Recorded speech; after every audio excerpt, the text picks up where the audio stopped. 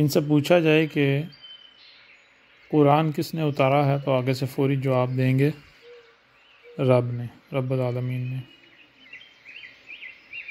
फिर पूछा जाए मकसद क्या है तो फौरी जवाब देंगे हिदायत, यानी ये हमारी हिदायत के लिए उतारा गया है। मज़े की बात यह है कि फिर इसके आगे सवाल किया जाए कि कुरान में ये किन का ज़िक्र है तो आप कहते हैं कि ये गुज़श्ता कौमों का ज़िक्र है। आपके साथ इसका कोई ताल्लुक़ है? नहीं जी, हमारे साथ क्या ताल्लुक़ है, ये तो उन काफिरों का ज़िक्र है या जो रसूल गुज़र चुके हैं उनका ज़िक्र है, हमारे साथ इसका क्या ताल्लुक़ है। यानी बड़ी अजीब बात है। एक तरफ कहते हैं कि हमारे रब ने एक ऐसी किताब उतारी जो हमारी हिदायत के लिए है, लेकिन रब ने उसमें हमें महजूज़ करने के लिए, इंटरटेन करने के लिए कहानियाँ सुना दी माजी की। क्या ही अजीब बात है। अब या तो कहानियाँ हैं या फिर भाई कहानियाँ नहीं हैं, बल्कि जो कहा गया सूरह अल-अंबिया की आयत नंबर 10 है, लक़द अंज़लना इलैकुम किताबन फ़ीही ज़िक्रुकुम, यानी तुम्हें सुनने के लिए कान दिए, देखने के लिए आँखें दी, जो सुनाई और दिखाई दे रहा है उसे समझने की सलाहियत दी। तो ये सलाहियतें तुम्हें क्यों दी अगर इनका इस्तेमाल ही नहीं करना। तुम इनका इस्तेमाल तो करो, एक बार करके तो देखो, बिलाखिर तुम उसी नुक्ते, उसी मकाम पर पहुँचोगे जो तयशुदा है। जैसे मिसाल के तौर पर अगर आपने अपने बड़ों से या किसी से सुनते हैं जी 2 जमा 2 6 होता है, या 2 जमा 2 8 होता है, 2 जमा 2 12 होता है, 2 जमा 2 5 होता है, आप किसी से कुछ ही क्यों नहीं सुनते। लेकिन जब आप तहकीक करेंगे, जो आपको सलाहियतें दी हैं, अगर उनका इस्तेमाल करेंगे तो फिर आप लामहला उसी नतीजे पर पहुंचेंगे जो नतीजा तयशुदा है। उसके अलावा और कहीं आप पहुंच ही नहीं सकते। यानी 2 जमा 2 जब आप तहकीक करेंगे तो क्या सामने आएगा? 4। 4 के अलावा कुछ सामने आ ही नहीं सकता। तो यही बात कही जा रही है, लक़द तुम्हें ये सलाहियतें दी तो इनका इस्तेमाल करो। जब तुम इनका इस्तेमाल करोगे तो तुम गुमराह नहीं होगे, तुम उसी नतीजे, उसी नुक्ते पर पहुँचोगे जो नतीजा हमने तय कर दिया है। ये सलाहियतें तुम्हें हमने दी हैं तो ये सलाहियतें डंडी नहीं मारेंगी, ये कहीं और नहीं तुम्हें लेकर जाएंगी। ये तुम्हें स्टेप बाय स्टेप, लम्हा ब लम्हा, बिलाखिर उसी नुक्ते, उसी मुकाम पर लेकर जाएंगी जो हमने तय कर दिया। तो कहाँ लेकर जाएंगी? अनज़लना, क्या हमने कुछ उतारा, इलैकुम, तुम्हारी तरफ, जो इस वक्त मौजूद हो, कुम, जो इस वक्त मौजूद हो, तुम्हारी तरफ हमने कुछ उतारा है। तहकीक करो ना, ज़रा कुछ सामने आता है। किताबन, एक किताब, क्या कोई एक ऐसी किताब है जिस पर तुम सब का इत्तफाक है, तुम सब मानते हो कि ये रब की उतारी हुई है? मानते हो या नहीं मानते? तो हैरान कुन तौर पर बाकी तमाम जो लिटरेचर है इनके पास, जितनी भी किताबें हैं उनमें इख्तलाफात हैं, लेकिन चाहते या ना चाहते हुए हर एक का इस कुरान के ऊपर इत्तफाक है कि ये रब का उतारा हुआ है बगैर किसी शक व शुबे। इस पे किसी का इख्तलाफ नहीं है, सब मानते हैं। तो अब आगे क्या कहा जा रहा है? आगे कहा जा रहा है फ़ीही ज़िक्रुकुम, इसमें क्या है? इसमें तुम्हारा ही जिक्र है। और ये आज तक क्या कहते आए? क्या इनको कहा गया, इनके आबा-ओ-अजदाद ने इनको क्या बताया कि भाई इस कुरान में असातीरुल अव्वलीन है। मिसाल के तौर पर कोई भी आयत इनके सामने रखें, पूछा जाए किसका जिक्र, कहेंगे ये नूह का जिक्र है, ये कौम नूह का जिक्र है, ये हूद का जिक्र है, ये कौम आद का जिक्र है, ये साले का जिक्र है, कौम समूद का जिक्र है, मदीन का जिक्र है, कौम मदीन का जिक्र है, शुएब का जिक्र है। इसी तरह यानी गुज़श्ता रसूलों, गुज़श्ता अक़वाम का जिक्र है। अब रब कह रहा है कि इसमें तुम्हारा जिक्र है और ये मान ही नहीं रहे। ये कहते हैं हमें हमारे आबा-ओ-अजदाद ने कहा है, वो जो गुज़श्ता है उनका जिक्र है, हमारे साथ तो इसका ताल्लुक़ ही नहीं है। यहाँ सवाल ये पैदा होता है कि आखिर वो क्या वजह है कि ये रब के मानने के दावेदार, कुरान को रब का कलाम, रब की उतारी हुई किताब मानने के बावजूद, दावे करने के बावजूद, ये कुरान के बरक्स जा रहे हैं, ये कुरान के बिल्कुल बरक्स बात करते हैं, कुरान के ख़िलाफ़ बात करते हैं, इनको पता ही नहीं कुरान में क्या लिखा हुआ है। उसकी वजह यह है कि जैसे शुरू में ही कहा गया, आप देखें सूरह अल-बकरा में, अलिफ लाम मीम ज़ालिकल किताबु ला रैब फ़ीहि हुदल लिल मुत्तकीन अल्लज़ीना युमिनूना बिल गैब। अल्लज़ीना ऐसे लोग, युमिनूना जो भी बात वो मान कर अमल में लाते हैं, अमल करते हैं, तो कैसे करते हैं? बिल गैब, गैब के साथ, बग़ैर गैब के नहीं करते।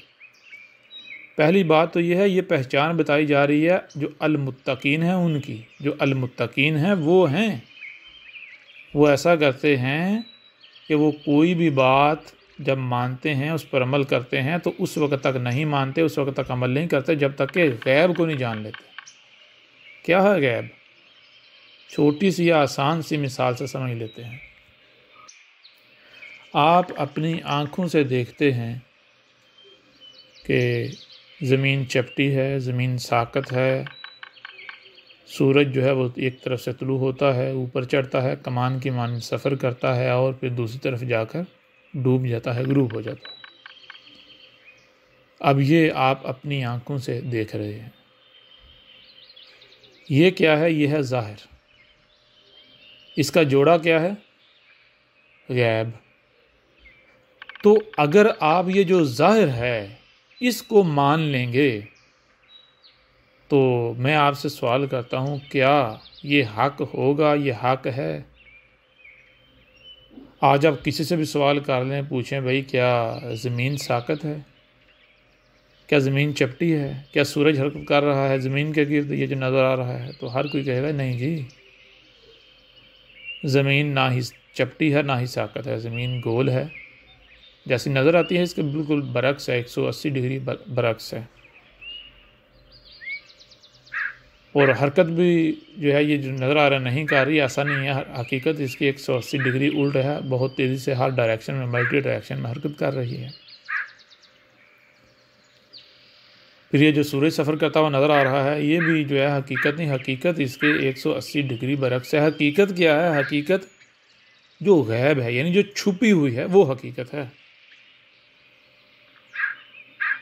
तो ये देखें ज़रा, अगर आप गैब यानी जो छुपा हुआ पहलू है उसको नज़रअंदाज करेंगे तो उसके कितने बड़े नुकसानात हैं।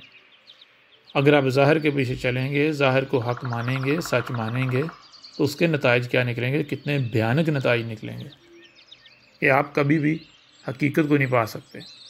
अब सवाल ये पैदा होता है कि ये जो कुरान है, क्या ये जो ज़ाहिर नज़र आ रहा है यही कुल का कुल है? तो यहाँ पर ये देखना पड़ेगा कि ये कुरान किसका उतारा हुआ है। अगर तो रब का उतारा हुआ है तो फिर ये जानना पड़ेगा कि भाई रब अगर कोई काम करता है, कलाम करता है, कोई बात करता है, कोई भी काम करता है, कोई तख्लीक करता है, तो रब कैसे करता है? कोई रब के असूल तो होंगे ना, कोई कवानीन तो होंगे ना। तो उसके लिए देखा जाए कि वो कौन सी शय है जिसके बारे में दुनिया की कोई भी ताकत ये क्लेम नहीं कर सकती कि ये मेरी तख्लीक है। हर कोई ये कहने पर मजबूर हो गई है भाई जो आलमीन का रब है, जो रब्बुल आलमीन है, ये उसकी तख्लीक है। किसी दरख्त की मिसाल लें तो उसके ऊपर इख्तलाफात पैदा हो जाएंगे। मिसाल के तौर पर हो सकता है कोई क्लेम कर दीजिए इसका बीज मैंने लेबॉर्ट्री में तैयार किया, इसको मैंने उगाया है, लेकिन ये जो ज़मीन है, इसके गिर्द गैसों की तहें हैं, इनके बारे में कोई शख्स भी ये क्लेम नहीं कर सकता कि भाई ये मेरी तख्लीक है या फिर इनमें, इनकी तख्लीक में हमने मावनत की है या हमने हिस्सा डाला है। ये कोई भी क्लेम नहीं कर सकता। यानी ज़मीन व आसमान जो है, इनकी तख्लीक के बारे में हर एक का इत्तफ़ाक़ है कि ये रब्बुल आलमीन का काम है। अब जब इस बात के ऊपर इत्तफ़ाक़ हो गया कि आसमान व ज़मीन की तख्लीक जो है ये रब्बुल आलमीन का काम है, तो फिर ज़रा आसमान व ज़मीन को देखें, क्या ये जैसे ज़ाहिर नज़र आ रहे हैं यही कुल का कुल है और ये हकीकत है, या फिर आसमान ज़मीन में गौर करने से पता चलता है कि ज़ाहिर के साथ साथ बातिन भी है, ज़ाहिर कुछ और है और बातिन कुछ और है। और रब की तख्लीक जो है उस वक्त तक आप उसे समझ नहीं सकते जब तक कि आप उसका बातिन नहीं जान लेते, गैब नहीं जान लेते। अगर आप रब के किसी भी काम को, किसी भी शय को, किसी भी तख्लीक को सिर्फ ज़ाहिर को मानेंगे, ज़ाहिर को देखेंगे, ज़ाहिर के पीछे पड़ेंगे, तो ये फिर गारंटी है कि आप गुमराही का शिकार होंगे। आप जो समझ रहे होंगे हकीकत जो है उसके 180 डिग्री बरअक्स होगी। ये कानून हमारे सामने आ गया। जब रब के बारे में ये कानून, ये असूल सामने आ गया तो फिर ये कुरान जो है ये रब का उतारा हुआ नहीं है। अब अगर रब का उतारा हुआ है तो फिर ज़ाहिर सी बात है इस कुरान में भी ज़ाहिर के साथ साथ बातिन का यानी गैब का होना लाजिम है। और जो लोग भी गैब का कुफ्र करते हैं, गैब को नज़रअंदाज करते हैं, बग़ैर गैब के बाद मानते हैं, यानी जो ज़ाहिर लिखा हुआ है, ज़ाहिर सामने है, उसको एज़ इट इज़ ले लेते हैं, मान लेते हैं, तो वो गुमराह हैं। उनका मामला बिल्कुल ऐसा है जैसे आज के दौर में कोई ये कहे कि ज़मीन चपटी है, ज़मीन साकत है और सूरज ज़मीन के गिर्द गर्दिश कर रहा है। ठीक है ना? उस वक़्त तक आप नहीं समझ सकते कुरान में क्या लिखा हुआ है, क्या बात की गई, जब तक कि आप गैब जो है, जो छुपा हुआ पहलू है, उसे नहीं जान लेते। और गैब देखने की कौन सलाहियत रखते हैं, वो पहले ही वाज़े कर दिया। अलिफ लाम मीम ज़ालिकल किताबु ला रैब फ़ीहि हुदल लिल मुत्तकीन। अल किताब में रहनुमाई किन के लिए है? अल किताब क्या है? आसमानो ज़मीन, ये कायनात किन की रहनुमाई करती है? ये कायनात किन के ऊपर अपने राज खोलती है, किन के ऊपर जो छुपे हुए पहलू हैं, जो गैब है, वो ज़ाहिर करती है? जो अल मुत्तकीन हैं।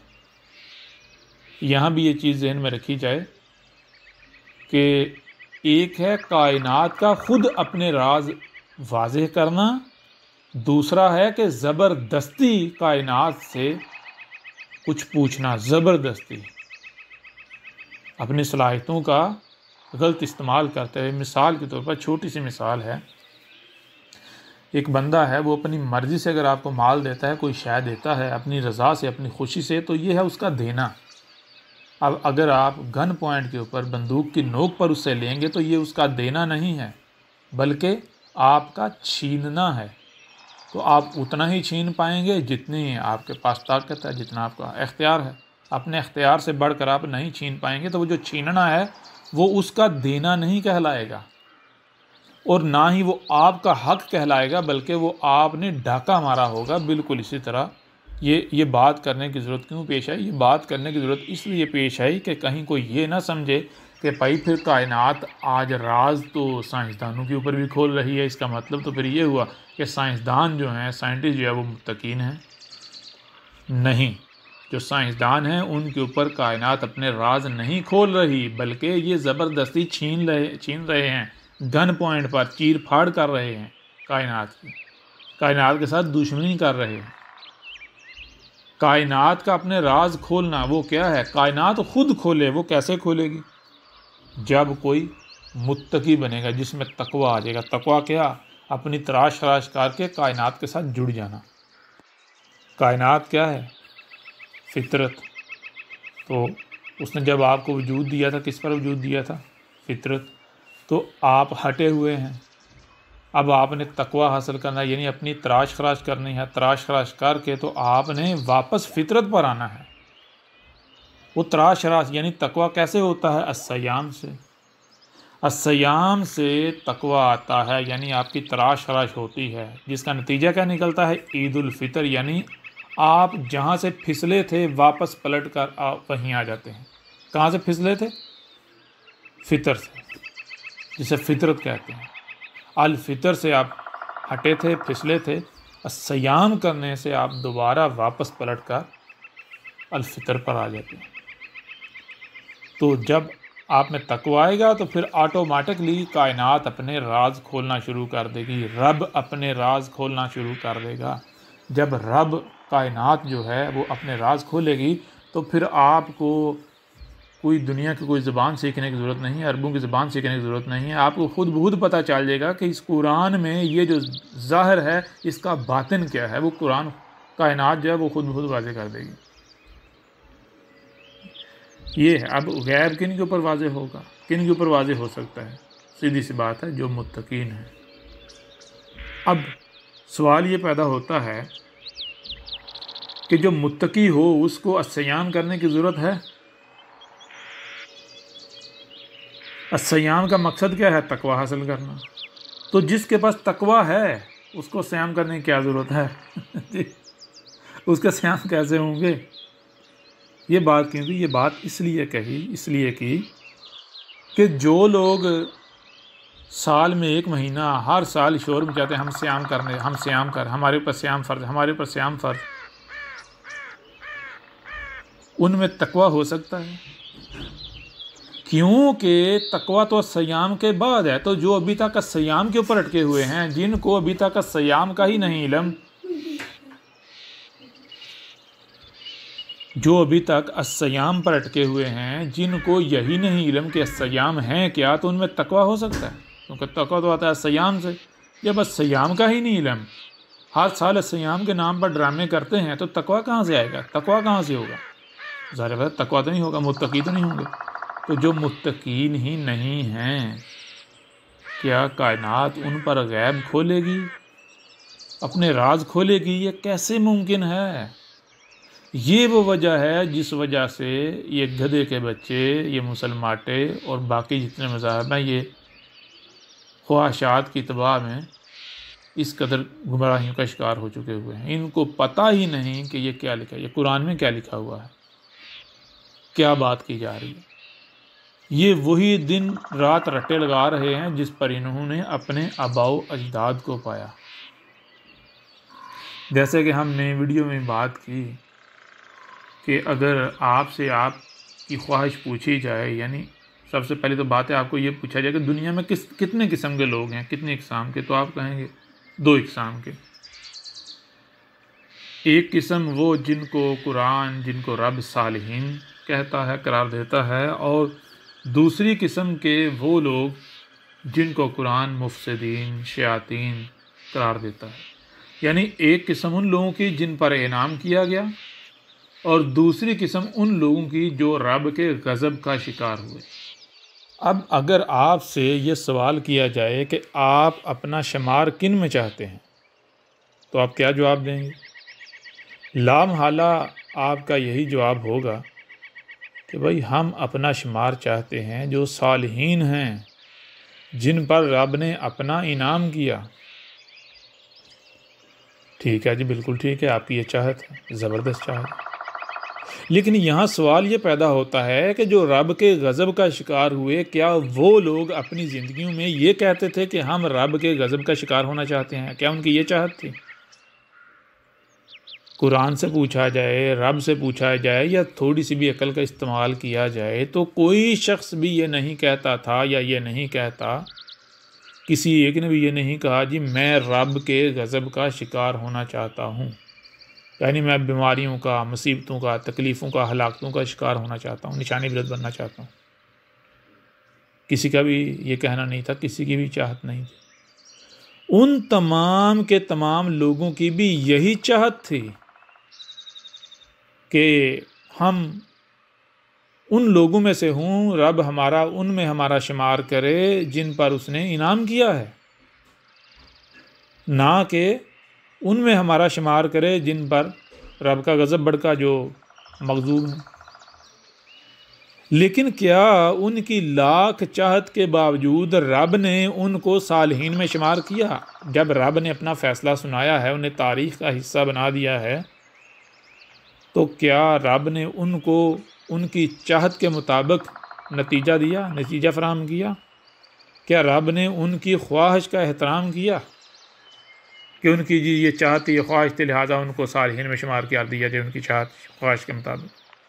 अगर तो रब ने उनको उनकी ख्वाहिश, उनकी चाहत के मुताबिक उन्हें सालिहीन में शुमार कर दिया, तो भाई आपको भी कर दिया जाएगा। अगर नहीं किया तो फिर आपको किस कानून के तहत किया जाएगा? क्या आज रब का कानून बदल गया, या रब ने अपना कानून बदल लिया? किस कानून के तहत आपको शामिल किया जाएगा? दूसरी तरफ देखा जाए कि जिनको रब ने सालिहीन में शुमार किया है, जिनको रब सालिहीन कहता है, जिनको रब इनाम याफ्ता कहता है, जिन पर रब का इनाम किया गया, रब ने इनाम किया, वो कौन थे? क्या वो ऐसे लोग थे जो ज़बानी कलामी दावेदार थे? तो उन लोगों के बारे में अगर देखा जाए तो आप किताबों में भी पढ़ते हैं उनकी ज़िंदगी के बारे में कि कितनी कितनी सख्तियाँ उन्होंने झेली, पूरी दुनिया के साथ दुश्मनी लेनी पड़ गई। इब्राहीम की मिसाल जो है वो दी जाती है। तो क्यों इब्राहीम की मिसाल दी जाती है? इब्राहीम की ज़िंदगी में झांकें कि इब्राहीम जो है उसने क्या किया। जब इब्राहीम के ऊपर हक़ वाज़े हुआ, कैसे वाज़े हुआ वो भी तफसील के साथ बार बार बता दिया गया। और जब इब्राहीम के ऊपर हक़ वाज़े हुआ तो इब्राहीम के साथ कितने खड़े हुए थे? क्या इब्राहीम के अलावा कोई दूसरा उसके साथ खड़ा हुआ था? कोई दूसरा साथ देने वाला था? तो पता चलता है जी नहीं, इब्राहीम महज अकेला था, अकेला, कोई दूसरा नहीं था। अब सवाल ये पैदा होता है कि इब्राहीम ने अकेले होने के बावजूद, इब्राहीम एक तरफ अकेला, उसके ऊपर हक़ वाज़े हुआ कि भाई ये मेरे जो आबाओ अजदाद, ये बड़े या आबाओ अजदाद से जो दीन मुंतकिल हुआ है ये हक़ नहीं है, ये सरासर गुमराही है, जहालत है, ये रब के साथ दुश्मनी है। तो फिर इब्राहीम ने क्या किया? बुतों को तोड़ा। कौन से बुत? जो नस्ल दर नस्ल आबाओ अजदाद से मुंतकिल होते चले आए। कैसे बुत? ऐसे बुत के उस वक़्त के लोग, सारे का सारा माशरा, सब के सब उन बुतों को अपने खुदा मानते थे। गौर करने वाली बात है कि रब ये बता रहा है कि सालिहीन में अगर शुमार होना है, इनाम याफ्ता में अगर शुमार होना है, तो फिर ये नहीं सोचना कि रद्द-ए-अमल क्या आएगा। फिर दुनिया की बड़ी से बड़ी ताकत से भी टकरा जाना है। ज़रा गौर करें, उस वक़्त का सारा माशरा, हर तरह के लोग उस माशरे में होंगे, अमीर भी, गरीब भी, अमीर से अमीर तर भी, सरमायादार भी। और जिन बुतों को वो पूज रहे थे बेशक वो बेजान थे, लेकिन उन बुतों की ताकत कितनी होगी? ज़ाहिर सी बात है उन बुतों के पीछे बड़े बड़े सरमायादार, बड़े बड़े अमीर, बड़े बड़े ताकतवर, उस वक्त के जर्नैल, उस वक्त की हुकूमतें खड़ी थीं। यानी अगर रब को साइड पर किया जाए तो ज़मीन पर उस वक़्त सबसे जो पावरफुल थे, सबसे जो ताकतवर कुव्वत थी, वो बुत थे। वो बुत जिनको इब्राहीम ने तोड़ा था, जिन पर इब्राहीम ने वार किया था। इब्राहीम ने उस वक़्त की दुनिया की जो सुपर पावर थी उसको भी तोड़ने से गुरेज नहीं किया था, हालांकि वो अकेला था। क्या इब्राहीम को ये सोच नहीं आई होगी कि मैं जिन बुतों को तोड़ने जा रहा हूँ इनको खुदा का दर्जा हासिल है, मेरे साथ क्या किया जाएगा? पूरा का पूरा माशरा आग बगोला हो जाएगा। क्या परवाह की थी इब्राहीम ने? अब एक तो चीज़ ये है भाई, ये काम आगे कोई होना है, कोई कहानी सुनाई जा रही है भाई ऐसा होगा, फिर तो चलो समझ आता है भाई हो सकता है ऐसा ना हो। लेकिन जब ये हो चुका है, ये तारीख का हिस्सा बन चुका हुआ है, ये करके दिखा दिया गया है, तो फिर देखना ये है कि इब्राहीम के ऊपर जब हक वाजे हुआ, उस वक़्त की जो सुपर पावर थी उसके साथ उसने टक्कर ली, अकेले ने, फ़र्द वाहिद ने, तो कोई उसका कुछ बिगाड़ पाया? क्या फिर रब ने उसको अकेला छोड़ दिया? क्या वो जो दुश्मन थे जिन्होंने इब्राहीम के ख़िलाफ़ आग जलाई, यानी पूरे के पूरे माशरे को आग बगोला करके उसके ख़िलाफ़ कर दिया, तूफ़ान खड़ा कर दिया, ज़मीन तंग कर दी, क्या वो इब्राहीम का एक बाल तक भी उखाड़ सके? ये बात क्यों बताई गई? ये बात इसलिए बताई गई कि जान लो, जब अगर तुम ये चाहते हो कि हमने सालिहीन में शुमार होना है, हमने इनाम याफ्ता जो है उनमें शुमार होना है, तो फिर उसके लिए तुम्हें खालिस हर लिहाज से रब का वजूद बनना पड़ेगा, रब के साथ जुड़ना पड़ेगा, अपने अंदर रब का रंग लाना पड़ेगा। फिर ये दुनियावी रिश्ते, नाते, माल, औलाद, ये वो फलाना, ये सब अगर इनमें से कुछ भी तुम्हारे मकसद में रब के साथ जुड़ने में रुकावट बनता है तो इसकी परवाह नहीं की जाएगी। जो परवाह करेगा वो जान ले, वो लाख ख्वाहिशें करे, वो इनाम याफ्ता में शामिल नहीं हो सकता। हाँ, वो दुनिया में एक दूसरे को झूठी तसल्लियाँ दे लें, मौलवियों से इधर उधर से एक दूसरे से फतवे ले लें, उन फतवों से कुछ रब का कानून नहीं बदलने वाला। उन फतवों से रब डर कर अपना फैसला नहीं बदलने वाला। रब उन फतवों के या आपकी ख्वाहिशात के दबाव का शिकार नहीं होने वाला। ठीक है ना? इनाम याफ्ता में अगर शामिल होना है तो फिर क्या करना है? वो करना है जो रब करता है, रब बनना है। ठीक है ना? रब बनना है। और दूसरी तरफ जो इब्राहिम के दुश्मन थे, उन्होंने कौन सी चाल है जो इब्राहिम के ख़िलाफ़ नहीं चली थी? इब्राहिम को नुकसान पहुंचाने की कौन सी कोशिश है जो उन्होंने नहीं की थी? उस वक़्त अगर बज़ाहिर देखा जाता, एक तरफ अकेला इब्राहिम, दूसरी तरफ पूरे का पूरा माशरा, हुकूमतें, इदारे, अफवाज, पुलिस, सब का सब दूसरी तरफ, तो पलड़ा किसका बारी नज़र आ रहा था? क्या इब्राहिम का नज़र आ रहा था? अगर ज़ाहिर को देखा जाए तो उस वक़्त पलड़ा इब्राहिम का बारी नज़र नहीं आ रहा था, बल्कि पलड़ा तो उनका बारी नज़र आ रहा था जो इब्राहिम के दुश्मन थे। क्यों? ज़ाहिरन तो सब कुछ उनके साथ था ना, हुकूमतें उनके साथ, यानी इक़्तिदार उनके साथ, अफवाज उनके साथ, पुलिसें उनके साथ, पूरे का पूरा माशरा उनके साथ, सरमायादार उनके साथ, नीचे से लेकर ऊपर तमाम के तमाम तरह के तबकात उनके साथ। लेकिन जब नतीजा निकलता है तो क्या सामने आता है? जब नतीजा निकलता है तो वो बज़ाहिर एक 6 फीट का नज़र आने वाला बशर वो गालिब आ जाता है।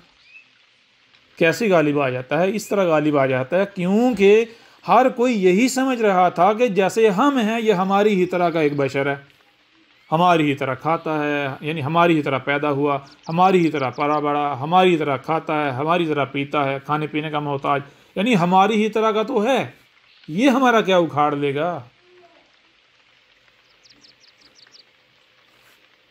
क्यों ऐसा सोचते थे? वो ऐसा इसलिए सोचते थे क्योंकि वो बिल गायब नहीं बात को देख रहे थे, मान रहे थे, वो बगैर गैब के, वो जो छुपा हुआ पहलू था उसे नज़रअंदाज कर रहे थे, उनको उसका पता ही नहीं था।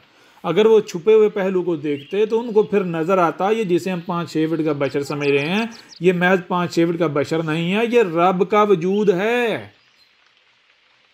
ये रब के वजूद का हिस्सा है। इसके साथ दुश्मनी मतलब रब के साथ दुश्मनी। जैसे आपके वजूद में अगर उंगली है तो उंगली को अगर काटने की कोशिश की जाएगी तो क्या वो उंगली को काटने की कोशिश की जाएगी, उंगली से के साथ दुश्मनी होगी, या वो दुश्मनी आपके साथ है? एक कीड़ी ले लें, एक छोटा सा कीड़ा ले लें, वो छोटा सा कीड़ा आता है आपकी उंगली के ऊपर बैठ के, वो देखता है भाई इतनी सी उंगली मेरा क्या बिगाड़ लेगी, वो उसके ऊपर बैठ के उंगली को काटता है, तो क्या वो अपने मकसद में, मिशन में कामयाब हो जाता है? वो कीड़ा जैसे ही काटता है आप उस कीड़े को मसल कर रख देते हैं। क्यों? क्योंकि वो दुश्मनी उस उंगली के साथ नहीं थी, वो उंगली आपका वजूद था। तो जब वो दुश्मनी उस बज़ाहिर उसने उस उंगली के साथ की, हकीकत में दुश्मनी आपके साथ ही, आपने पकड़ के मसल दिया। क्यों? आपके मुकाबले में उसकी क्या अहमियत, हैसियत, क्या औकात? ऐसे ही बज़ाहिर इब्राहिम एक 6 फीट का बशर नज़र आ रहा था, लेकिन हकीकत ये नहीं थी। हकीकत ये थी कि वो रब का उज़्व था, रब के वजूद का हिस्सा था, रब का वजूद था। तो इब्राहिम के साथ दुश्मनी मतलब रब के साथ दुश्मनी। तो फिर कौन है जो रब के साथ दुश्मनी करके तो रब पर गालिब आ जाए, रब पर गालिब आ सके? कोई है? अब ये सारे का सारा रब ने अमलन करके दिखाया। क्यों दिखाया? इसलिए दिखाया कि अगर इनाम याफ्ता में होना चाहते हो तो फिर महज ख्वाहिशात नहीं, महज ज़बान से सूखे दावे नहीं, अपने अमल से अपने आप को रब साबित करना है, रब का वजूद बनना है, ये करना है। अगर ऐसा किया जाए और दुनिया की कोई भी ताकत कुछ बिगाड़ पाए सवाल ही पैदा नहीं होता। हाँ, एक चीज़ है, बज़ाहिर अगर देखा जाए तो ये कहा जाए सख्ती नहीं आती, नहीं सख्ती आती है, लेकिन वो सख्ती क्या होती है? वो शैतान होता है, वो महज डरावा होता है, एक खौफ होता है, वो खौफ के अलावा और कुछ नहीं होता। अगर कोई उस खौफ का शिकार हो जाए तो फिर वो मारा जाता है, अगर डट जाए उस खौफ के आगे, उसको परवाह में ना लाए, तो वो महज खौफ ही साबित होता है। अगर उस खौफ का शिकार हो जाएं तो वो हकीकत साबित हो जाता है, और अगर आप डट जाएं तो फिर वो खौफ महज खौफ ही साबित होता है। ठीक है ना? क्यों? क्योंकि ये चीज़ें जो हैं, ये ज़ाहरी हालात, ज़ाहरी वाक़यात, ये आपको हिलाते हैं कि तू रब से टूट कट। अगर आप इनके खौफ का शिकार होकर, ज़ाहिर के से डर कर, ज़ाहिर का शिकार होकर रब से कट जाते हैं तो फिर आप उसका शिकार बन जाएंगे। जैसे आपने जंगल में देखा होगा कि शेर जब शिकार करता है, वो अगर हिरन हों या भैंसें हों जंगली, या कोई भी जंगली जानवर हो, जब वो झुंड की शक्ल में होते हैं तो शेर क्या करता है? शेर उनके ऊपर खौफ मुसल्लत किए रखता है ताकि उनमें से कोई जानवर जो है वो उस झुंड से कट जाए, अलग हो जाए। जब तक वो जानवर झुंड की शक्ल में रहते हैं तब तक शेर का महज खौफ ही रहता है, वो हकीकत का रूप नहीं धारता, वो महफूज रहते हैं, महज शेर का खौफ ही रहता है। लेकिन जैसे ही कोई जानवर उस झुंड से कट जाता है, अलग हो जाता है, अपनी असल से अलग हो जाता है, तो ज़ाहिर सी बात है अब वो चार टांगों वाले की अपनी क्या अहमियत, तो उसकी क्या ताकत है, क्या उसका रोब है? कुछ भी नहीं। तो यूं वो जो खौफ होता है वो हकीकत में बदल जाता है, शेर उसको उचक लेता है, उसका शिकार कर लेता है। बिल्कुल यही मिसाल है कि जब आप रब के साथ जुड़ते हैं तो फिर जो रब के दुश्मन हैं वो आपके ऊपर खौफ मुसल्लत करेंगे, उनकी तरफ से आपके ऊपर खौफ मुसल्लत होगा, खौफ आएगा। अब ये आप पर है कि आप डटे रहते हैं, रब के साथ जुड़े रहते हैं, या फिर आप रब से कटते हैं। अगर आप रब के साथ जुड़े ही रहते हैं तो वो खौफ महज खौफ ही साबित होगा, और अगर आप रब से कट जाते हैं तो फिर वो खौफ हकीकत में बदल जाएगा, फिर वो दुश्मन आपका शिकार कर लेंगे। क्यों? फिर सारी बात है, जब आप रब से कट गए हैं तो रब आपको क्यों बचाएगा? रब तो अपने वजूद को बचाएगा ना, रब शरीक को थोड़ी बचाएगा। रब तो ला शरीक है, रब शरीक को थोड़े पसंद करता है। रब तब आपको बचाएगा जब आप रब बनेंगे, रब का वजूद बनेंगे, तब रब की जिम्मेदारी है आपकी हिफाजत करना।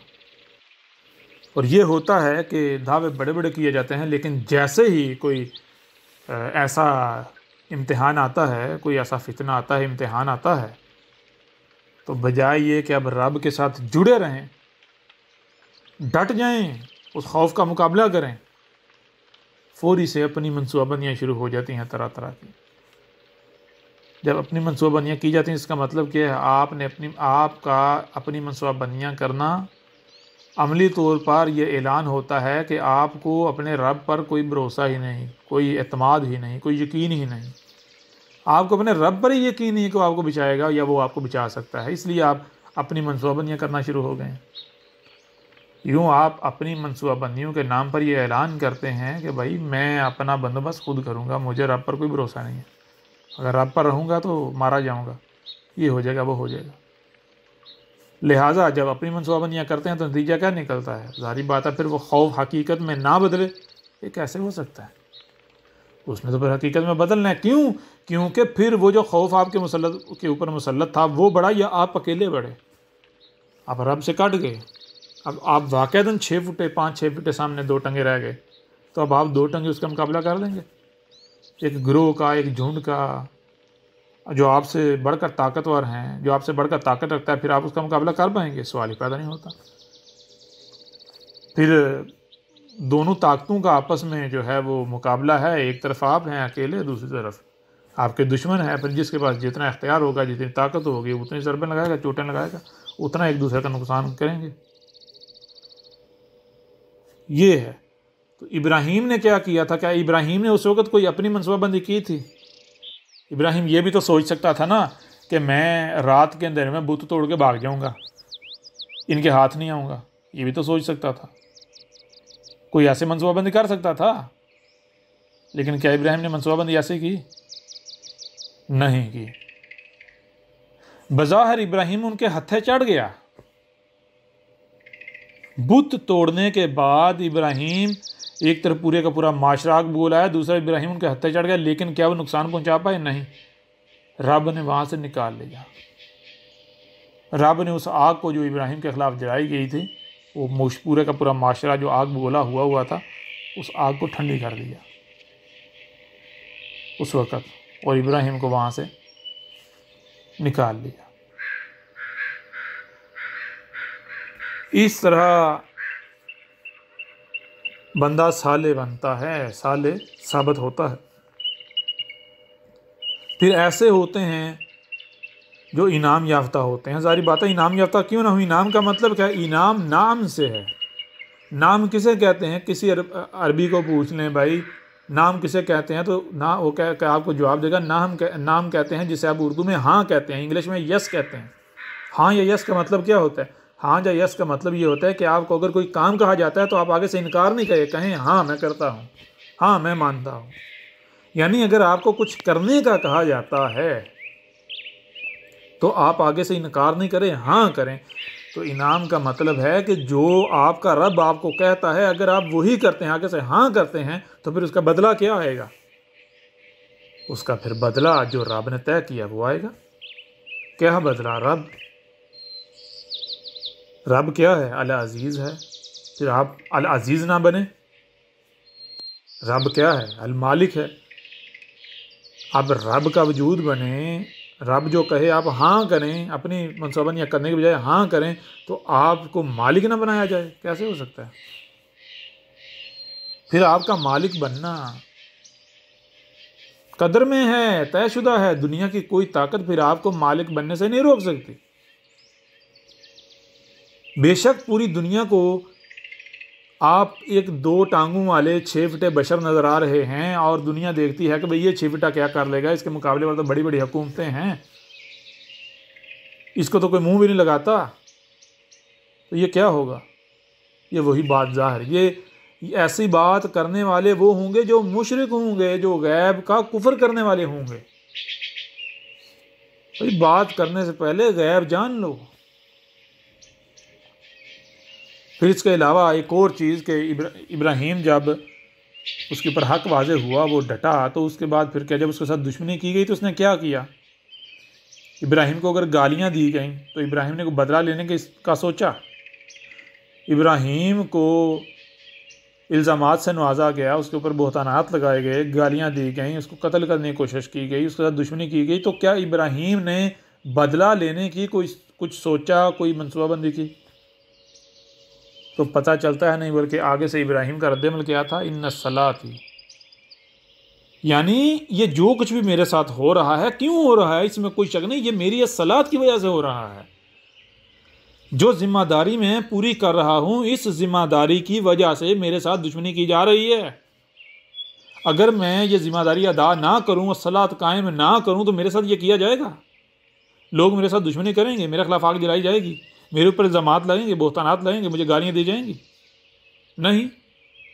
अब सवाल ये पैदा होता है कि जब ये मेरे साथ किया जा रहा है मेरी असलात की वजह से, तो ये असलात क्या मेरा कोई ज़ाती एजेंडा है, मेरा 5-6 फीटे बशर का कोई मकसद है, ये मेरा कोई अपना लालच है, या फिर ये मेरे रब का मुझे हुक्म है, ये मेरे रब ने मेरे ऊपर जिम्मेदारी आयद की है, ये मेरे रब का काम है, मैं अपने रब का वली बन रहा हूँ, ये मेरे रब का काम है और मैं अपने रब का इस काम में मावनतकार बन रहा हूँ।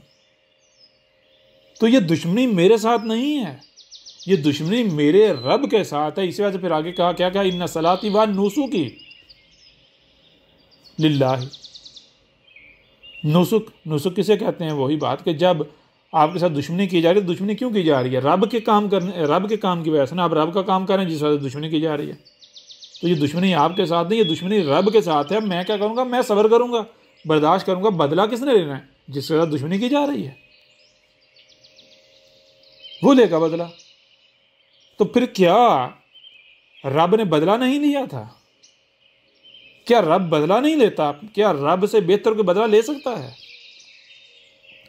रब के साथ अगर कोई दुश्मनी करता है तो रब के साथ कोई दुश्मनी करके रब पर गालिब आ सकता है? जी।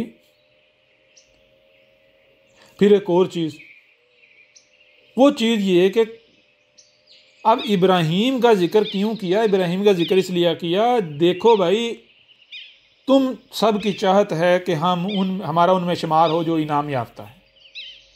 रोज़ाना दिन में 5 बार, पता नहीं कितने कितने बार कहते हो, इहदिना सिरातल मुस्तकीम सिरातल लज़ीना अनअमता अलैहिम। जी, अनअमता अलैहिम गैरिल मग़दूबी व अलैहिम वलद्दालिन। यानी हमारा शुमार उनमें करना जिन पर तूने इनाम किया, ना कि उनमें जिन पर तूने गज़ब किया, जो तेरे गज़ब का शिकार हुए, जो गुमराह थे। तो रब ने ये इसलिए बयान किया है कि ये देखो, ये 2 ही रास्ते हैं, एक रास्ता है इनाम वाला, दूसरा रास्ता है गज़ब वाला। अब तुम्हारे ऊपर है कि तुम किस रास्ते का इंतखाब करना चाहते हो। अपने गिरेबान में झांको कि तुम किस रास्ते पर हो। क्या तुम इब्राहीम की मिल्लत यानी इब्राहीम के लाइन पर, इब्राहीम के तरीके पर हो, वही कर रहे हो जो इब्राहीम ने किया, या फिर तुम वो कर रहे हो जो उस वक़्त जो इब्राहीम के दुश्मन थे, जो दूसरा तबका था, जो मगदूब हुए, जो रब के गज़ब का शिकार हुए, जो गुमराह थे, उनमें शुमार होते हो तुम। ज़रा अपना मुवाजना तो करो। जिन पर रब ने अपना गज़ब किया वो कौन थे? वो जिनका कहना यह था कि हम तो भाई अपने आबाओ अजदाद के ही दीन पर चलेंगे, हम इससे नहीं हटेंगे। अगर हम अपने आबाओ अजदाद के दीन से हटेंगे तो इसका मतलब ये है कि हम ये ऐलान करेंगे कि हमारे आबाओ अजदाद गुमराह थे। क्या हमारे आबाओ अजदाद गुमराह थे? ना ना ना ना ना, हम तो नहीं ऐसा कहेंगे। लिहाजा जिस पर हमने अपने आबाओ अजदाद को पाया, हम उसी पर रहेंगे।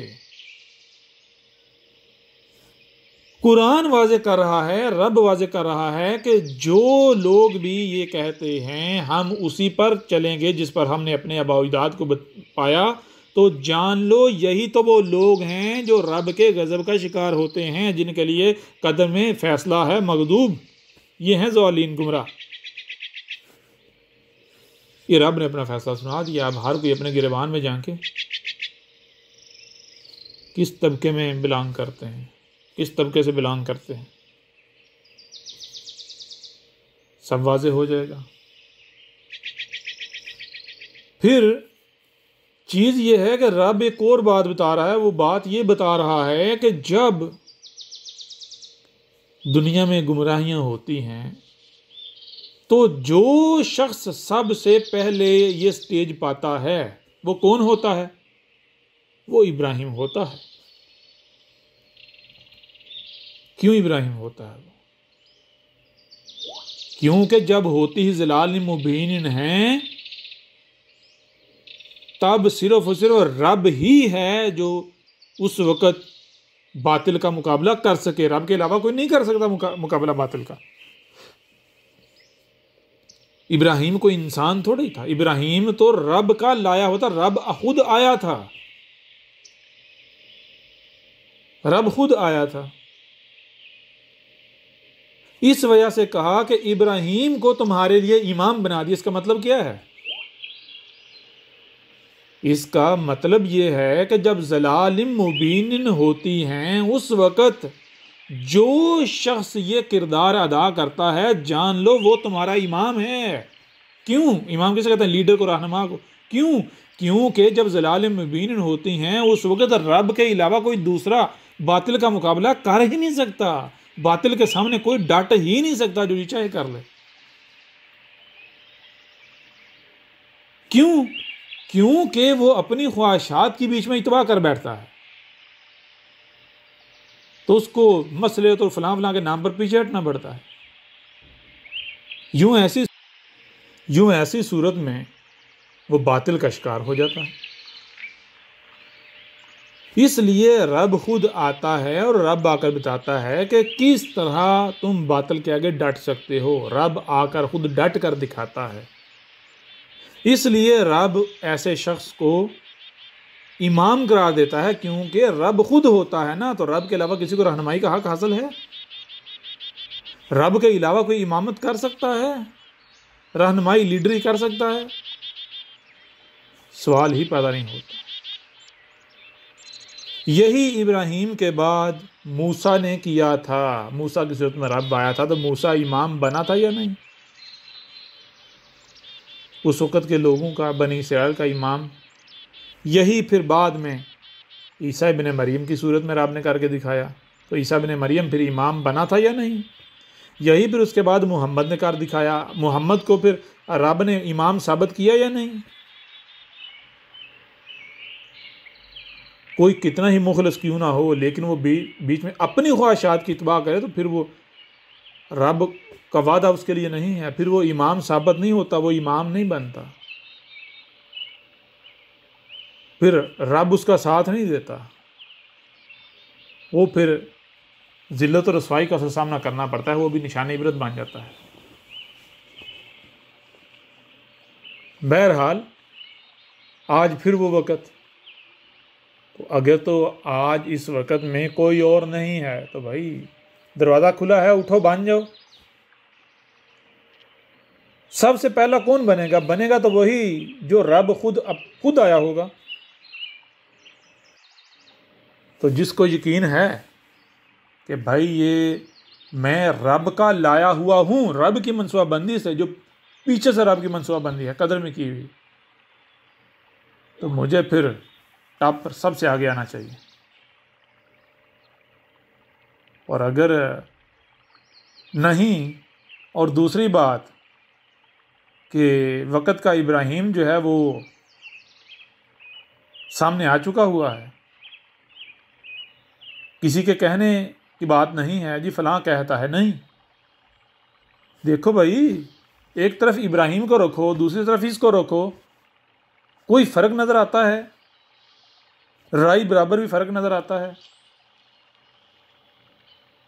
नहीं आता। तो फिर और कौन है? फिर फलाह किन के लिए है, कामयाबी किन के लिए है? ज़ाहिर सी बात है, जिसके पीछे चलेंगे। कैसे पीछे चलेंगे? पीछे चलने का मतलब ये थोड़ी एक ज़बान से दावे करते रहे और अपनी ख्वाहिशात की तबाह। मिसाल के तौर पर आज किताबों में तो बड़े खुशी से पढ़ते हैं, छलांगे लगा लगा के पढ़ते हैं, जनाब नबी पाक ने फरमाया था कि तुम में से उस वक़्त तक कोई मोमिन नहीं हो सकता जब तक कि उसको मैं, उसके माल, उसकी औलाद, हत्ता कि उसकी अपनी जान से भी बढ़कर अजीज़ नहीं हो जाता। अजीज़ सब के ऊपर प्रायोरिटी हासिल नहीं हो जाती। किसको? मुझको। कितने थे उस वक़्त जिन्होंने मोहम्मद को अपने माल, अपनी औलाद, अपनी जान तक के ऊपर प्रायोरिटी दी थी? कितने थे? कितने थे जिन्होंने ईसा इब्न मरियम के वक़्त ईसा इब्न मरियम को अपने औलाद, अपने माल और अपनी जान पर फोकियत दी थी, तरजीह दी थी? मूसा के वक़्त कितने थे? इब्राहीम के वक़्त कितने थे? और पीछे जाएं, जितने भी रसूल आए उनके वक़्त कितने थे? एक और बात जो है वो कुरान वाज़े करता है कि जब भी रसूल आता है तो एक तादाद होती है जो आती है, उसकी तरफ रुख करती है। क्यों? क्योंकि उनके पास उसका कोई रद्द नहीं होता। उनका दिमाग ये गवाही देता है, हाँ भाई ये जो भी बात कर रहा है हक है, सच है, इसका कोई तोड़ नहीं। लाख कोशिश करते हैं उसके ख़िलाफ़ कोई दलील इकट्ठी करने की, कहीं से सुहेड़ने की, नहीं मिलती उनको। मजबूरन उनको मानना पड़ता है कि भाई ये जो भी बात कह रहा है बाक़त ना हक है। अब वो आते हैं आकर ज़बान से, वो बड़े बड़ा हो गया जी हम आपको रब का भेजा हुआ मानते हैं, हम आपका रब का भेजा हुआ मानते हैं। रब कह रहा है, ये तुझे आकर कह रहे हैं कि हम आपको रब का भेजा हुआ मानते हैं, ये मुनाफिक हैं, ये नहीं मानते। क्यों नहीं मानते? क्यों ये झूठ बोल रहे हैं? इसलिए यहां तो आकर कह रहे हैं कि हम मानते हैं, लेकिन इनके अमल क्या हैं? एक तरफ जिसको ये रसूल कह रहे हैं वो होता है, दूसरी तरफ सगी बहन आ जाती है, माँ आ जाती है, बाप आ जाता है, औलाद आ जाती है, कारोबार आ जाता है, अपना आप आ जाता है। तो तरजीह किसे हासिल होती है? तरजीह उसे हासिल होती है जिसको रसूल कहा जा रहा होता है। या फिर तरजीह हासिल होती है बहन को, भाई को, बानियों को, भतीजों को, बानियों को, माँ को, बाप को, बिजनेस को, तरजीह किसको हासिल होती है? ज़बान से आकर कहते हैं, बड़े बड़े दावे करते हैं, लेकिन अमल की बारी आती है तो फौरी जो है वो रसूल फिर उनकी गूंथियों से निकल जाता है। भूल जाते हैं कि हमने क्या कहा कि जी आपको हम रब का भेजा हुआ मानते हैं, रब का भेजा हुआ मानते। भाई मतलब क्या है, पहले समझ तो लो इसको। रब का भेजा हुआ मानते हैं, क्या इसका मतलब यह है कि रब अलग है, आप अलग हो? ऐसा तो सोच भी हो सकता है जो मुशरिक है। रब और रसूल में तो कोई फर्क है ही नहीं।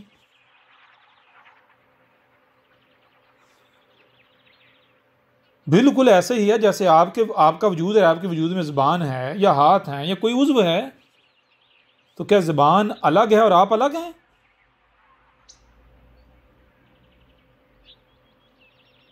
ज़बान कौन है, क्या है? ज़बान जो है वो ऐन आप ही हैं। ज़बान आपका उज़्व है।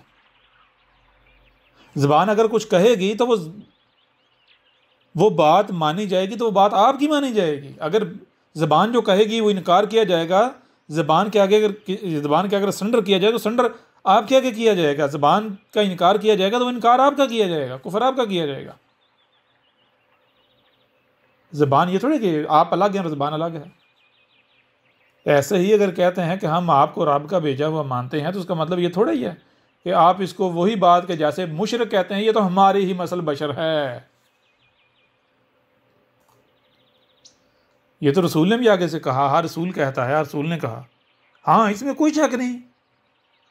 आना बाशर हूँ मिसलुकुम, मैं तुम्हारी ही मसल बशर हूं, लेकिन फर्क क्या है? आगे भी तो देखो ना,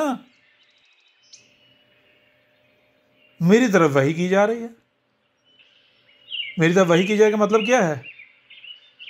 वही की जारी का मतलब ये है कि भाई मैं वही कर रहा हूं, वही बोल रहा हूं जो रब कह रहा है। यानी जैसे एक रिसीवर ट्रांसमीटर होता है, ट्रांसमीटर का काम है सिग्नल्स को, इंफॉर्मेशन को ट्रांसमिट करना। अब जब रिसीवर जो है वो उस ट्रांसमीटर के साथ कनेक्ट हो जाता है तो रिसीवर वही मालूमात वसूल करेगा जो पीछे से ट्रांसमीटर भेज रहा है।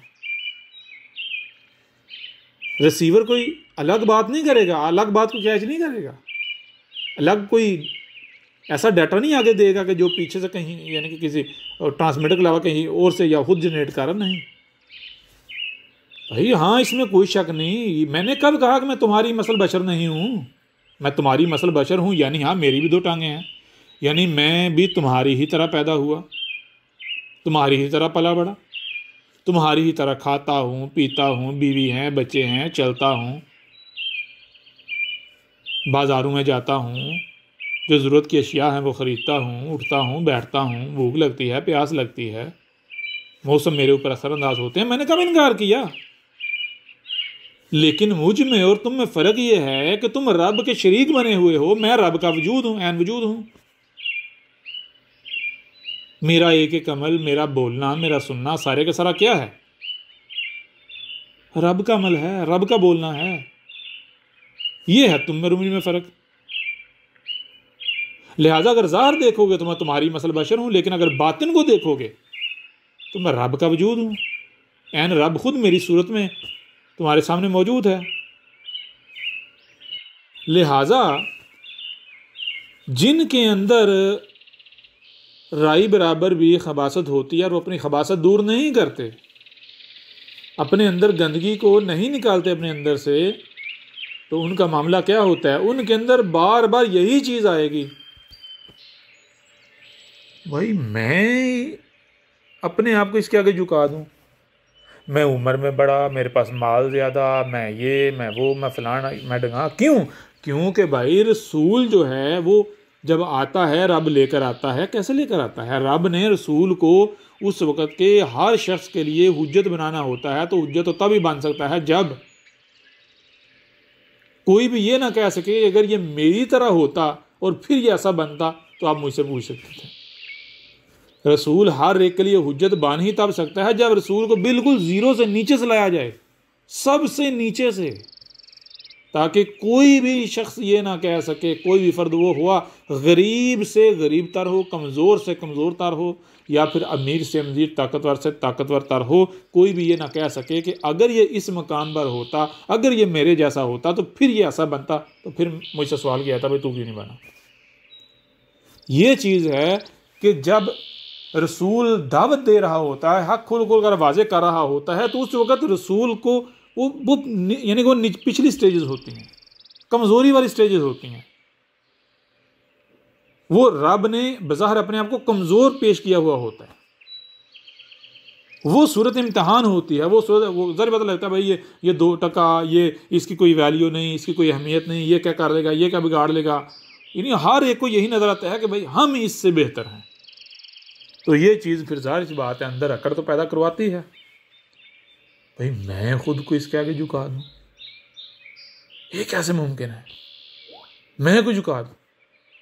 वो अंदर जो आग है वो फिर नहीं चैन लेने देती, वो जो अंदर खुबस है, बार बार अंदर से यही चीज़ जो है वो फुदकती है, आना खैरुम मिन्हु, आना खैरुम मिन्हु, आना खैरुम मिन्हु, मैं इससे खैर हूँ, मैं खैर हूँ इससे, मेरा ख़ानदान बड़ा, मेरे पास माल ज़्यादा, मेरी उम्र ज़्यादा, मैं ये, मैं वो, मैं फ़लाँ, मैं ढंगा, इसके पास क्या है, मैं खुद किसके आगे झुका दूँ। अगर ये कहा जाता है कि हम आपको रब का भेजा हुआ मानते हैं, तस्लीम करते हैं, तो उसका मतलब क्या है? उसका मतलब ये है कि भाई ये तुम्हारे सामने रब है, रब का उज़्व है, अब रब को कह रहे हो।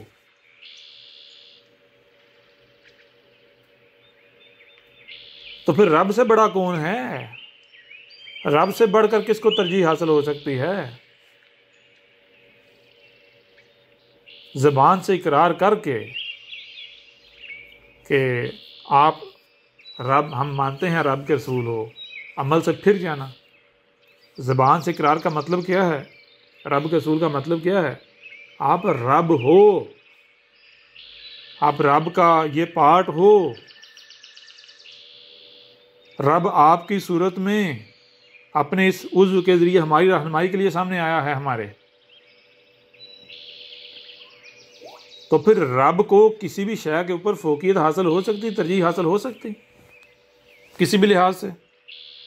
अगर तो हो सकती तो ठीक है, देनी चाहिए। अगर नहीं हो सकती और फिर कोई तरजीह देता है एक तरफ जिसको रसूल कह रहे हैं वो, और दूसरी तरफ बहन आ जाए, भाई आ जाए, वालिदैन आ जाए, औलाद आ जाए, माल आ जाए, अपना आप आ जाए, फिर पता चलता है मानते हो या नहीं मानते।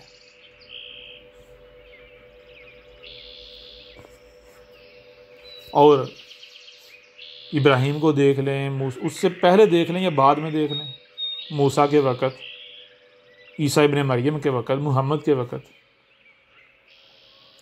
जिन्होंने झुकाया, सरेंडर किया,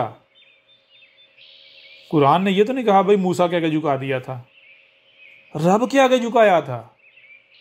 और झुकाने से क्या उनकी वैल्यू कम हुई? मिसाल के तौर पर कुरान में बहुत सारों का जिक्र है। कुरान में एक ऐसे शख्स का भी जिक्र है कि जिसका मूसा के साथ कोई ताल्लुक नहीं है फिजिकली, यानी ना वो उसका सगा भाई है, सगा भाई तो दूर की बात, उसकी बरादरी का भी नहीं है, लेकिन आज भी दुनिया उसको, जब मूसा का जिक्र होता है तो मूसा के साथ जानती है, मूसा के लेवल कर, मूसा के बराबरी पर उसका नाम आता है। किसका नाम आता है? हारून। हारून कौन था? हारून वो शख्स था जब उसके ऊपर हक वाजे हुआ मूसा के जरिए, तो फिर उसने ये नहीं देखा कि मैं बड़ा मालदार हूं, मैं बड़ा ये हूं वो हूं, मेरी तो बड़ी चलती है, नहीं।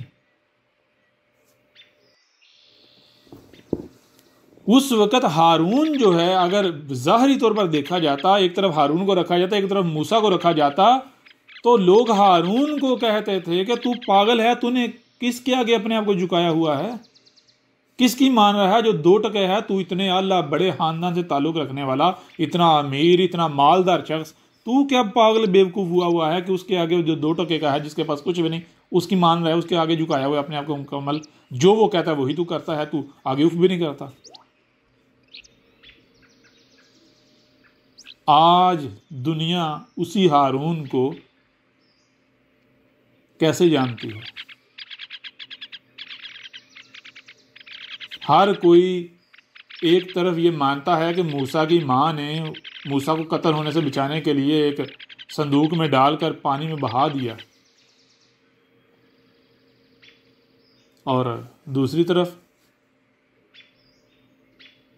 हर कोई ये कहने पर मजबूर है कि हारून जो है वो मूसा का भाई था।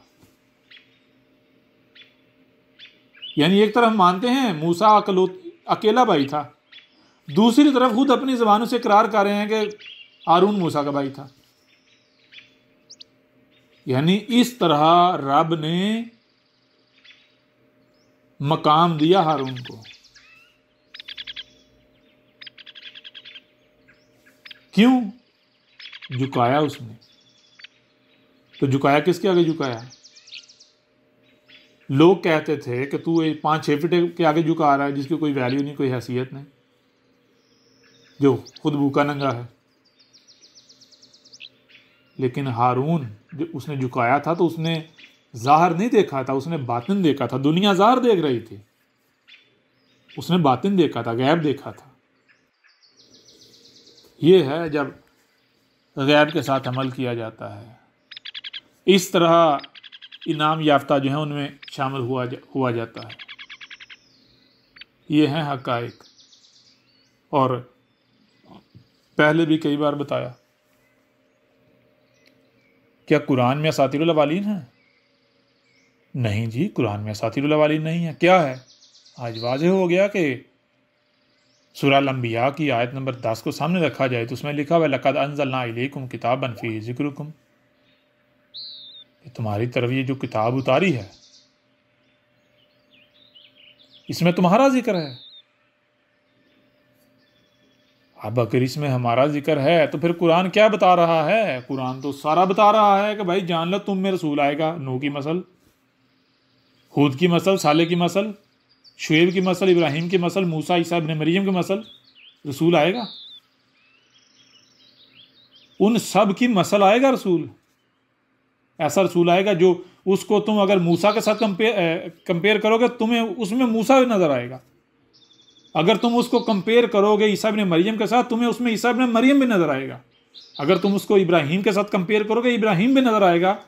तुम उसमें अगर उसका कंपैरिजन करोगे शुएब के साथ, तुमको उसमें शुएब भी नजर आएगा, उसमें साले भी नजर आएगा, हूद भी नजर आएगा और नूह भी नजर आएगा।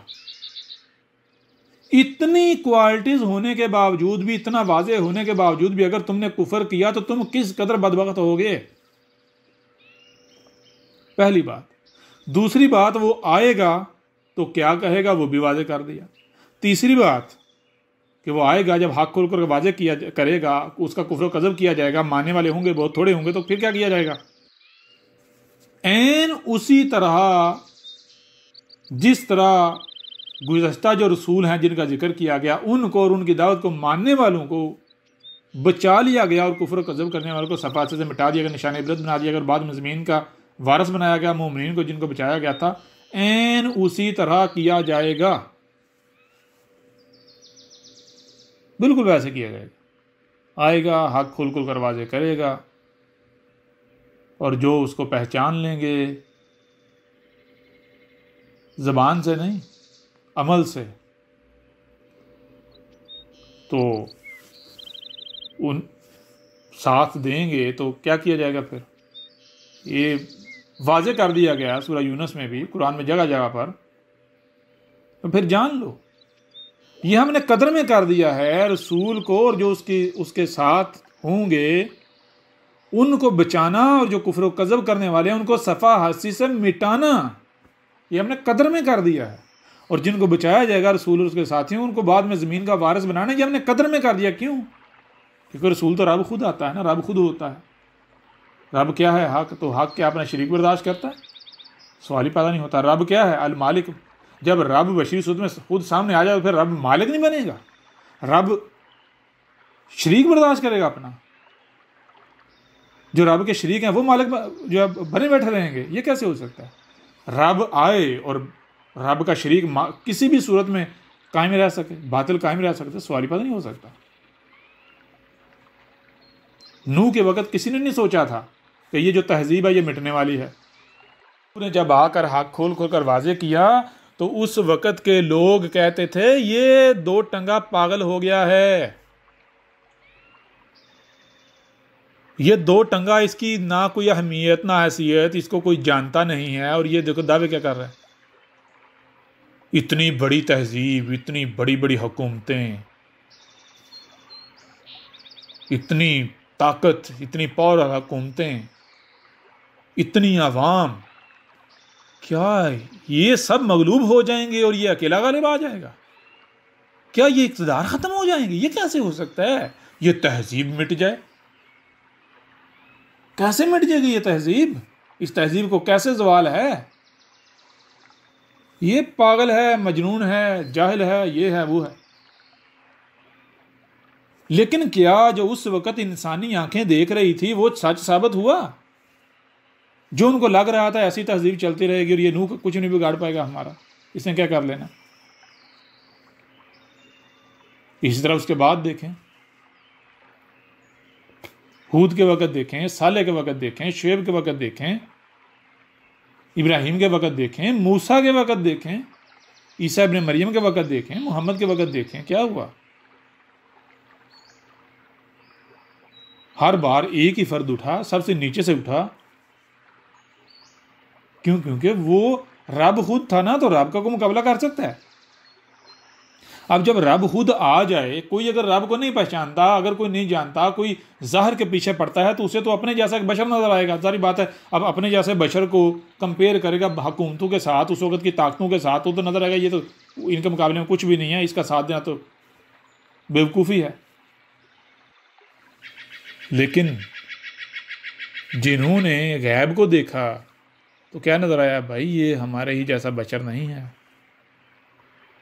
हाँ, इसमें कोई शक नहीं, बज़ाहिर हमारे जैसा बशर है, लेकिन ये क्या मुकम्मल बात है? क्या ये हकीकत है? क्योंकि ये तो ज़ाहिर है ना। क्या हमने बातिन जो गैब है वो जान लिया, वो देख लिया? पहले जो बातिन है, जो गैब है, उसे तो जान लिया जाए, उसे तो सामने रख लिया जाए। जब उसे देख लिया जाएगा तो फिर हम असल नुक्ते पर पहुंचेंगे कि ये आया हमारे ही जैसा बशर है, जैसे हम इंसान है, या फिर ये रब खुद आया है बशरी सूरत में। जब बातिन देखा तो पता चला रब खुद आया है। तो जब रब खुद आया है तो क्या फिर रब का कोई मुकाबला कर सकता है? वो सारे के सारे मारे जाएंगे जो जाने की तबाह कर रहे हैं, यानी जो जाहिर के पीछे पड़े हुए हैं, जाहिर के पीछे चल रहे हैं, जो जाहिर को ही हकीकत समझ लेते हैं। अब अगर आप जाहिर को हकीकत समझेंगे तो नतीजा क्या निकलेगा? जाहिर बात है, फिर आपको अपने जैसा बशर नजर आएगा, फिर आपको गालियाँ भी देंगे, बकवासात करेंगे, दुश्मनी भी करेंगे, कुछ भी करेंगे, लोगों की बातों में भी आएंगे, सब कुछ करेंगे। क्यों? क्योंकि आपको लग रहा है, नज़र आ रहा है भाई हमारे जैसा दो टंगा बशर है और इंतहाई कमज़ोर है, ये हमारा क्या बिगाड़ लेगा? हमारे पास तो इतना असलहा, ताकत, ये वो, हम अक्सरियत हैं, फलां हैं, ढंगा, ये हमारा क्या बिगाड़ लेगा? लेकिन क्या जो लोगों को नज़र आ रहा था वही हुआ? भाई एक बार नूह के वक़्त नहीं हुआ जो लोगों को नज़र आ रहा था, उसके बरक्स हुआ। हूद के वक़्त, साले के वक़्त, शुएब के वक़्त, इब्राहिम के वक़्त, मूसा के वक़्त, ईसा इब्न मरियम के वक़्त, मोहम्मद के वक़्त, जब इतनी मिसालें पहले मौजूद हैं और कुरान में जिक्र किया गया तो फिर वही बात, क्या कहानियां सुनाई गई हैं? बताया जा रहा है ये तुम्हारा जिक्र है, ये तुम में होना है।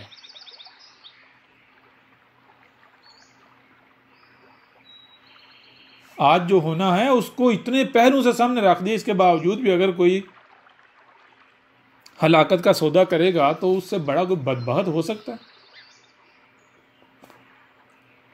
कुरान कह रहा है इसमें तुम्हारा जिक्र है, और क्या जिक्र बता रहा है?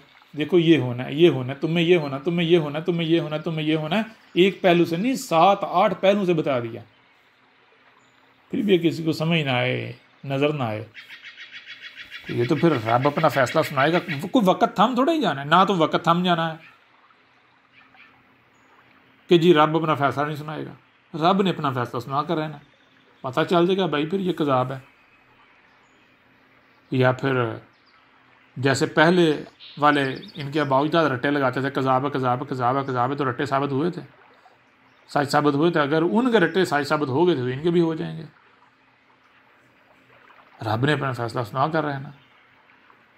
बहरहाल ये है, इस तरह इनाम याफ्ता जो हैं उनमें शुमार होता है, और इसके बरक्स किस तरह जो है वो जो गज़ब का शिकार होते हैं वो भी वाज़ेह कर दिया गया।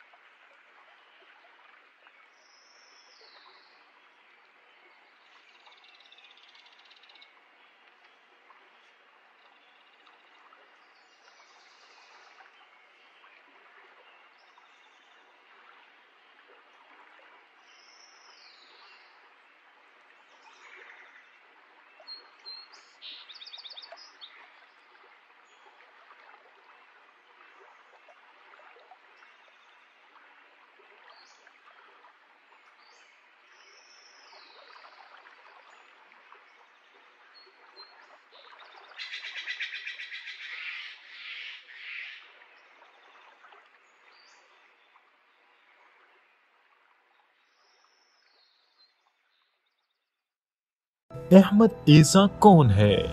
क्या आप अहमद ईसा को जानते हैं? अहमद ईसा वो है जिसने उन बातों पर से पर्दा उठाया है जिस पर आज हर कोई इख्तलाफ कर रहा है। हक और बातिल की पहचान अब इंतहाई आसान। आज ही अल किताब को डाउनलोड करें। मजीद वीडियोस के लिए अहमद ईसा के YouTube चैनल को विजिट करें और चैनल को सब्सक्राइब करना मत भूलिएगा।